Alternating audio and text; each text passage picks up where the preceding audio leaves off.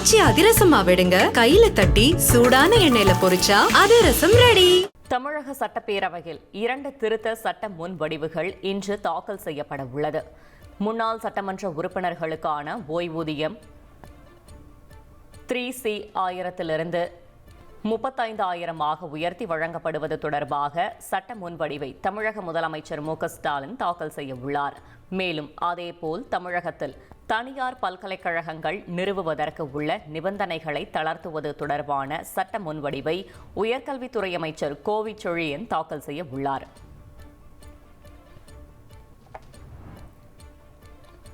தமிழக சட்டப்பேரவையில் கூடுதல் செலவுகளுக்கான மானிய கோரிக்கை விவாதம் இன்று நடைபெறுகிறது.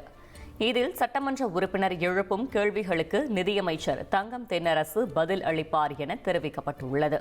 மேலும் கரூர் சம்பவம், கிட்னி திருட்டு விவகாரம், இருமல் மருந்தால் ஏற்பட்ட மரணங்கள் உள்ளிட்ட பல்வேறு பிரச்சினைகள் குறித்து எதிர்க்கட்சிகள் கேள்வி எழுப்ப திட்டமிட்டுள்ளதால் பேரவையில் அனல் பறக்கும் விவாதம் நடைபெறும் என எதிர்பார்க்கப்படுகிறது.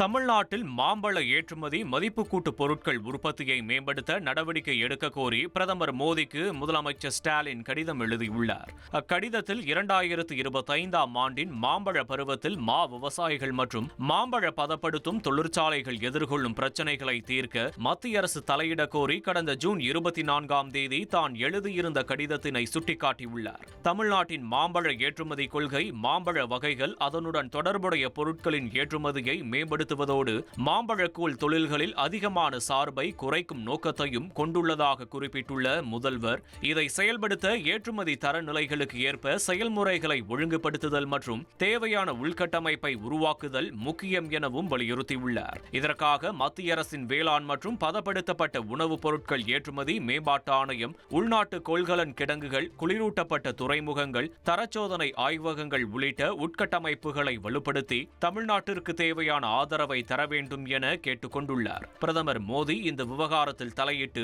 விவசாயிகளின் நலன்களை பாதுகாப்பதோடு மட்டுமல்லாமல் மேம்பட்ட ஏற்றுமதி மற்றும் மதிப்பு கூட்டுதல் மூலம் நாட்டின் பொருளாதாரத்திற்கும் குறிப்பிடத்தக்க பங்களிப்பை செய்ய உதவிடுமாறும் வலியுறுத்தியுள்ளார். ஆச்சி அதிரசமா விடுங்க, கையில தட்டி சூடான எண்ணெயில பொரிச்சா அதிரசம் ரெடி.